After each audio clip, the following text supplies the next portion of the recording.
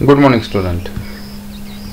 आपण मागील व्हिडिओमध्ये पाहिलं होतं की जी रासायनिक अभिक्रिया आहे त्या रासायनिक अभिक्रियेचे अभिक्रियाकारकांचं वस्तुमान आणि उत्पादितांचं वस्तुमान हे समान असतं.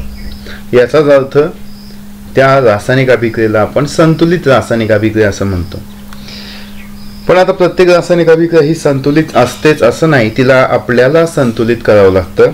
मग ती कशी करतात तर पहा, रासायनिक समीकरणांचे संतुलन करणे.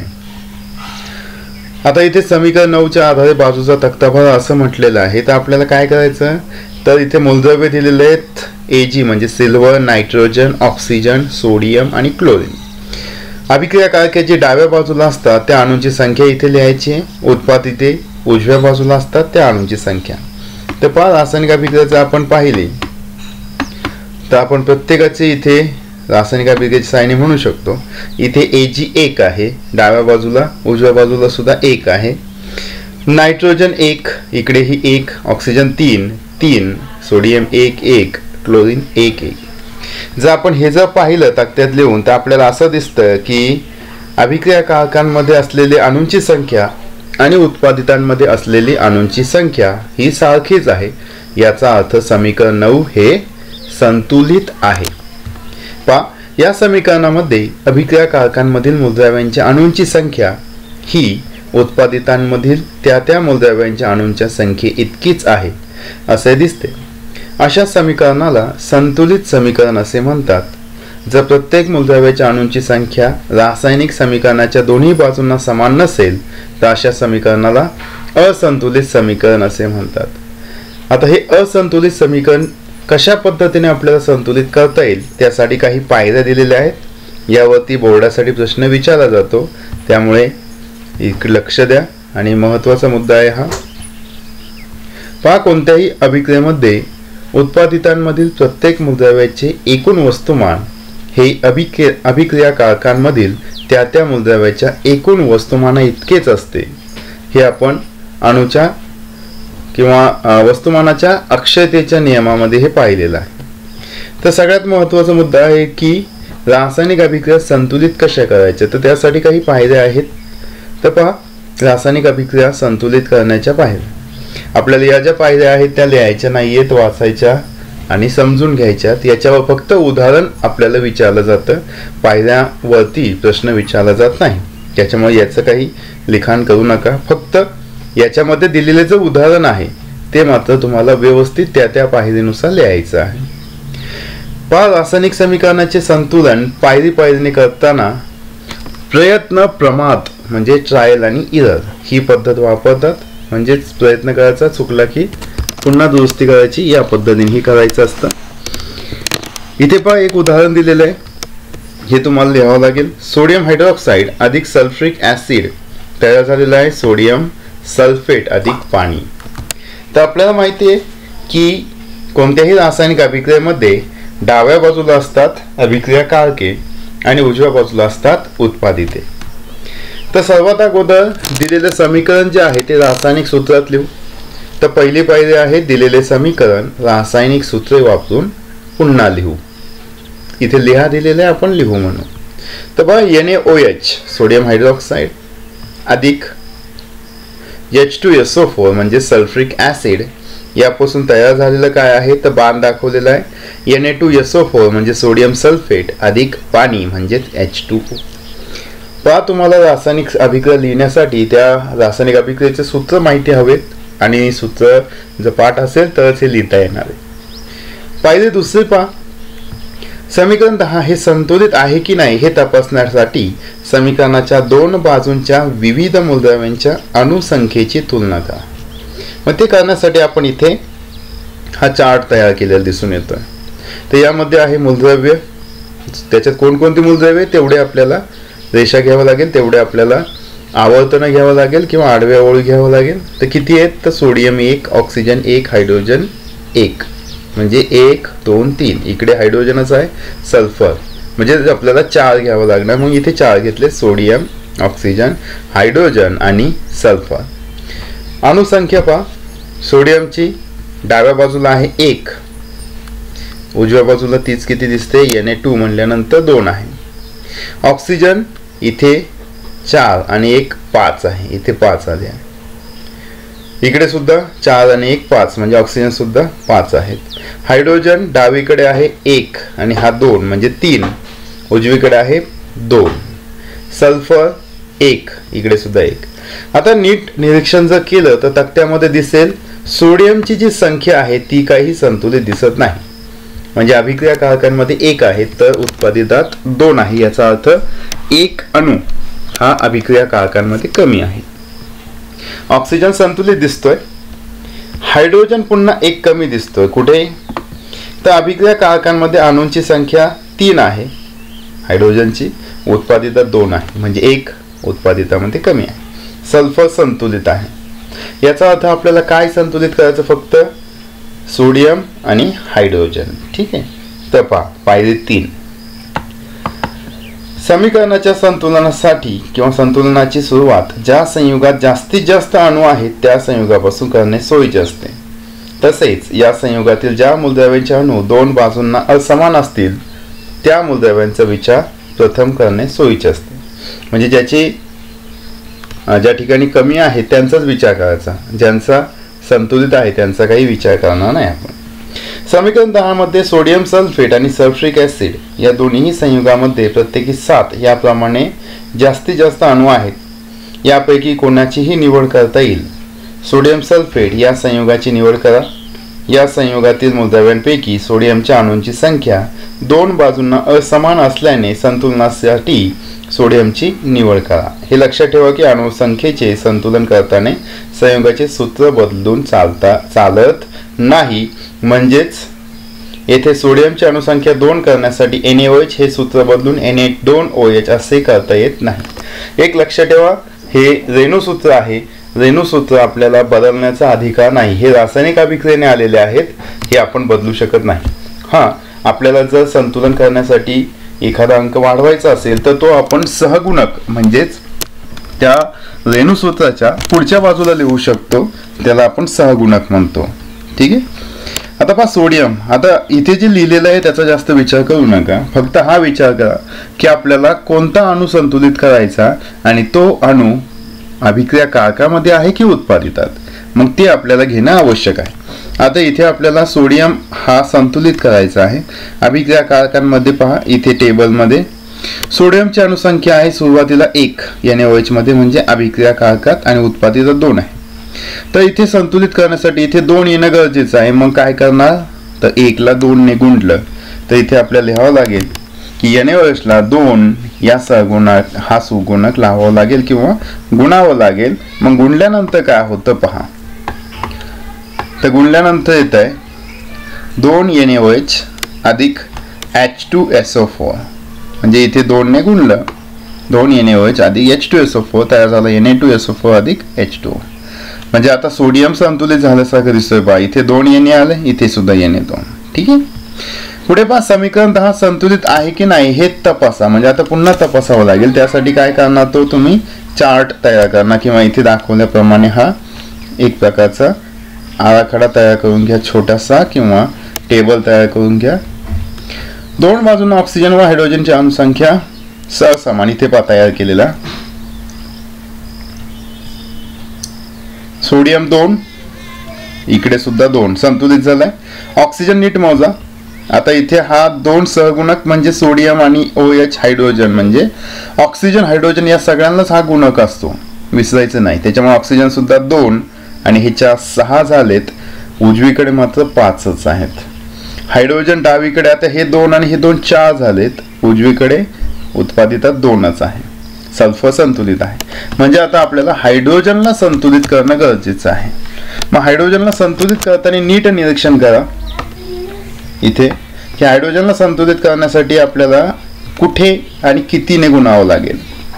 आता डावीकडे 4 आहे, आपल्याला उजवीकडे 4 करणं गरजेचं आहे. आपण कमी करू शकत नाही, वाढवू शकतो. मग उजवीकडे आपण 2 ने गुणू शकतो. मग समजा आपण उजवीकडे 2 ने गुणलं, इथे पहा समीकरण 10 मध्ये हायड्रोजन अणूची संख्या संतुलित करण्यासाठी हायड्रोजनला उत्पादित 2 हा सहगुणक लावा. हे केल्यावर तयार होणारे समीकरण 10 कसं येतंय पहा, 2 NaOH अधिक H2SO4 तयार झाला Na2SO4 अधिक 2H2O. म्हणजे आता काय केलंय, पाण्याचे जे रेणू आहेत H2 त्याला 2 ने गुणलेला आहे. आता तयार झालेलं जे नवीन समीकरण आहे ते संतुलित आहे की नाही ते पुन्हा तपासावं लागेल. तर ते तपासण्यासाठी पुन्हा ते आराखडा तयार करणं किंवा टेबल तयार करण्याची आवश्यकता नाही. तोंडी सुद्धा तुम्ही सांगू शकता Na2 डावीकडे दिसत आहेत, उजवीकडे सुद्धा 2 आहेत. ऑक्सिजन 4 आणि 2 6 डावीकडे, तर उजवीकडे 4 आणि हे 2 आता 6 झालेत. हायड्रोजनची संख्या 2 आणि 2 4, इकडे सुद्धा 4. याचा अर्थ जी दिलेली रासायनिक अभिक्रिया आहे ती आता आपण संतुलित केलेली आहे. समजलं? एकदम सोपं आहे. फक्त पायरीने जर सोडवत गेलं तर सोपं आहे. 3 मार्कासाठी हा प्रश्न विचारला जाऊ शकतो, त्याच्यामुळे याची तयारी करून ठेवा. आपण काही उदाहरण घेतलेलं आहे ते आता आपण सोडू. इथे दिलेलं आहे पहा, जरा डोके चालवा. त्याच्यात तुम्हाला विचारलंय समीकरण 6 मधील अभिक्रिया कारके व उत्पादिते कोणती ती लिहा. आता समीकरण 6 मध्ये जर गेलो आपण, वनस्पती तेल अधिक हायड्रोजन तयार होतो वनस्पती तूप. आता डाव्या बाजूला जे आहे ते अभिक्रिया कारक आहेत आणि उजव्या बाजूला उत्पादित. त्याच्यामुळे तो प्रश्न तुम्ही लिहू शकता. पुढचा प्रश्न आपल्याला महत्त्वाचा आहे तो म्हणजे N2 अधिक H2 तयार झाला NH3 हे समीकरण संतुलित करून लिहा. हे आपल्याला संतुलित करायचं. तसंच पुढचं सुद्धा पुढील अभिक्रियेतील किंवा पुढील अभिक्रियेकरता संतुलित रासायनिक समीकरण लिहा. ह्याचंही लिहायचं आहे. हे जे 3 प्रश्न आहेत त्यातला हा पहिला सोडला तर बाकीचे सॉर्ट करू आपण. पहा, सोपे आहेत. पहा आता इथे प्रश्न पहिला होता की N2 म्हणजे नायट्रोजन अधिक हायड्रोजन तयार झाला अमोनिया गॅस ही रासायनिक अभिक्रिया संतुलित करा. आता सगळ्यात अगोदर आपल्याला दिलेली रासायनिक अभिक्रिया पुन्हा लिहावं लागेल. मग लिहा N2 गॅस म्हणजेच वायू अधिक H2 वायू तयार झाला NH3 वायू. आता ही रासायनिक अभिक्रिया संतुलित आहे की नाही ते अगोदर पडताळून पाहू. मग त्यासाठी या पद्धतीने एक टेबल तयार केला. रासायनिक अभिक्रियेतील अणूंची संख्या, मूलद्रव्ये आहेत, अभिक्रिया कारके डाव्या बाजूला असतात आणि उत्पादिते उजव्या बाजूला. तर इथे किती अणू आहेत, नायट्रोजन आणि हायड्रोजन 2च आहे, मग 2च घेतले N आणि H. डाव्या बाजूला नायट्रोजन किती दिसत आहेत, 2, हायड्रोजन 2 इथे लिहिलेत. उत्पादित मध्ये नायट्रोजन 1च आहे, हायड्रोजन मात्र 3 आहे. याचा अर्थ ही रासायनिक अभिक्रिया संतुलित नाही. आता तुमच्यावर आहे तुम्ही काय अगोदर संतुलित करता. तुम्हाला वाटलं की अगोदर नायट्रोजन संतुलित करणं तर करू शकता, सोपं आहे. काय करावं लागेल जर नायट्रोजनला संतुलित करायचं असेल तर उत्पादितांमध्ये 1 नायट्रोजन आहे तर याला 2 ने गुणलं तर संतुलित होऊ शकतं. पहा पुढच्या पायरीमध्ये आपण ते केलेलं दिसून येत आहे. नायट्रोजनला संतुलित करण्यासाठी पुन्हा टेबल घेतला नायट्रोजन हायड्रोजन, तर इथे उत्पादितात 1 ला 2 ने गुणलेला आहे, बरोबर. मग पहा उत्पादितातील अमोनियाला 2 ने गुणू. फक्त नायट्रोजनला गुणता येत नाही ना, हा काय आहे पूर्ण N2 रेणू आहे. मग आता फक्त नायट्रोजनला नाही तर N2 ला गुणावं लागेल. म्हणून इथे आपण उत्पादितामध्ये नायट्रोजन आणि हायड्रोजन म्हणजे NH3 ला 2 ने गुणले. हे पहा इथे गुणलेलं आहे, ठीक आहे. 1 झालं, नायट्रोजन झाला संतुलित. पण हायड्रोजन झालेलं आपल्याला दिसत नाही. हायड्रोजन पहा इथे 2 आहे डाव्या बाजूला, उजव्या बाजूला 3 आणि हे 2 इथे गुणाकार होत असतो. 3 दुने 6 म्हणजे 6 आहे, संतुलित करावं लागेल. मग पहा हायड्रोजन अणू संतुलित करू. मूलद्रव्य आहे हायड्रोजन, अभिक्रिया कारक आहे 2 म्हणजे अभिक्रिया कारकांमध्ये हायड्रोजन 2 आहे आणि उत्पादितात 6 आहे. मग हे संतुलित करण्यासाठी याला 3 ने गुणावं लागेल. मग अभिक्रिया कारकातील हायड्रोजनला 3 ने गुणू. मग 3 ने गुणल्यानंतर आपल्याला संतुलित रासायनिक अभिक्रिया मिळते N2 अधिक 3H2 किंवा 3H2. N2 अधिक 3H2 तयार झाला 2 NH3. यामध्ये सर्व नायट्रोजन हायड्रोजन हे सर्व संतुलित आहे, म्हणून या रासायनिक अभिक्रियेला संतुलित रासायनिक अभिक्रिया म्हणतात. सोपं आहे ना. परत काही अडचण आली तर पुन्हा विचार मला. पुढे पहा, पुढील अभिक्रिया कारकात किंवा अभिक्रियेत संतुलित रासायनिक समीकरण लिहा. ठीक. कॅल्शियम क्लोराइड अधिक सल्फ्रिक ऍसिड तयार झाला कॅल्शियम सल्फेट अधिक हायड्रोजन क्लोराइड. आता त्यांनी शाब्दिक स्वरूपात दिलेलं आहे, त्याला अगोदर आपल्याला रासायनिक स्वरूपात लिहावं लागेल. मग सूत्र आपले पाठ हवेत. मग सूत्र आहे कॅल्शियम क्लोराईड CaCl2 ॲक्वियस पाण्याचं द्रावण अधिक H2SO4 हे सुद्धा ॲक्वियस. तयार झाला कॅल्शियम सल्फेट म्हणजे CaSO4 ॲक्वियस अधिक HCl हायड्रोक्लोरिक ॲसिड ॲक्वियस. आता जी ही दिलेली रासायनिक अभिक्रिया ती पुन्हा लिहा. पेपरला सुद्धा तेच करायचं. पहिल्या पायरीत ती पुन्हा लिहायची. सो CaCl2 ॲक्वियस अधिक H2SO4 ॲक्वियस तयार झाला CaSO4 ॲक्वियस अधिक HCl. आता ही जी रासायनिक अभिक्रिया आहे ती संतुलित आहे की नाही हे करण्यासाठी हा टेबल तयार करावा लागेल. मग हा चार्ट किंवा टेबल तयार करा. मूलद्रव्य, अभिक्रिया कारके आणि उत्पादित. आता रासायनिक अभिक्रियेत कोणती अणू आहेत, कोणती मूलद्रव्य आहेत त्यांची एकदा संख्या मोजा. तेवढं आपल्याला टेबल घ्यावं लागेल. कॅल्शियम 1, क्लोरीन, हायड्रोजन 3, सल्फर 4 आणि ऑक्सिजन 5. म्हणजे याच्यात 5 मूलद्रव्य आहेत. मग ते लिहू Ca, Cl, H, S आणि O. अभिक्रिया कारके डाव्या बाजूला असतात. त्या प्रत्येकाच्या मूलद्रव्याचे अणूंची संख्या इथे लिहायची. कॅल्शियम इकडे एकच दिसतोय, 1 लिहिलं. क्लोरीन इथे 2 आहे, 2. हायड्रोजन 2, सल्फर 1 आहे आणि ऑक्सिजन 4. ठीक आहे. उत्पादनांमध्ये लिहा कॅल्शियम 1, क्लोरीन 1, हायड्रोजन 1, सल्फर 1 आणि ऑक्सिजन 4. आता जर आपण तक्त्याचं निरीक्षण केलं तर आपल्याला दिसतंय कॅल्शियम, सल्फर आणि ऑक्सिजन हे संतुलित आहे. फक्त हायड्रोजन आणि क्लोरीन नाही. तर हायड्रोजन आणि क्लोरीनला आपण जर उत्पादितांमध्ये 2ने जर गुणलं तर संतुलित होऊ शकते. म्हणून वरील अभिक्रिया संतुलित करण्यासाठी उत्पादितातील हायड्रोजन व क्लोरीनला 2ने गुणू.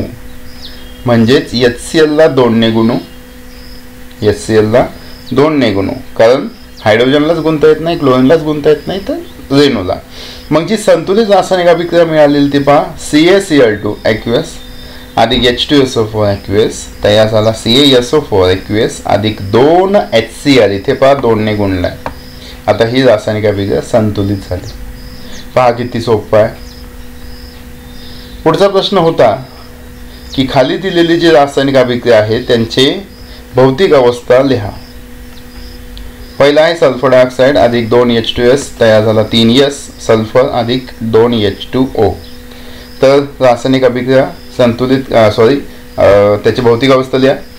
सल्फर डायऑक्साईड गॅस आहे म्हणून G लिहिलाय. H2SO4 हा सुद्धा गॅस आहे. त्यांच्यापासून तयार होतो सल्फर हा स्थायीरूप पावडर तयार होते आणि पाणी H2O म्हणून लिक्विड. दुसरा आहे Ag 2Ag अधिक 2 HCl तयार झाला 2 AgCl अधिक H2. ही सिल्वर हा सॉलिड आहे चांदी Ag अधिक 2 HCl लिक्विड त्यांच्यापासून तयार झाला 2 AgCl.